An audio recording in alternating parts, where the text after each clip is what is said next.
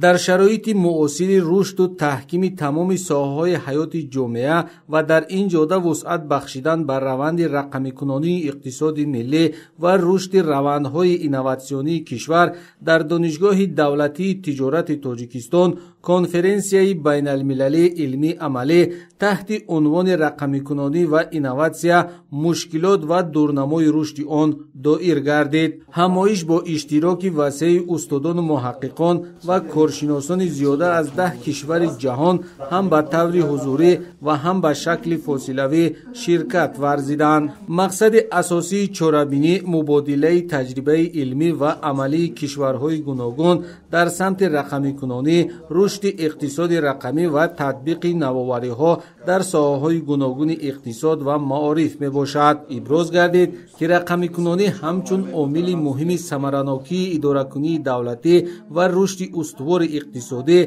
در سیاست دولت موقع مهم دارد. در جریان همایش اشتراکچیان معروضه‌های خود را در موضوعهای اهمیت اطلاعاتی، ذهن صنعی، تجارت الکترونی، اداره‌کنی رقمی و امکانیت‌های اینوواسیونی برای صاحبکاران جوان پیشنهاد نمودند. ذکر گردید که چنین چاره‌بینی‌های علمی با پهنشوی تجربه و گسترش همکاری‌های بین المللی در ساحه رقمی کنانی و اینوواسیا مساعدت می‌کند. کنفرانسیا با قبول توصیه‌ها و پیشنهاد راه‌های نو همکاری میان مؤسسه‌های تحصیلات عالی و مرکزهای علمی خارجی جمع بست گردید.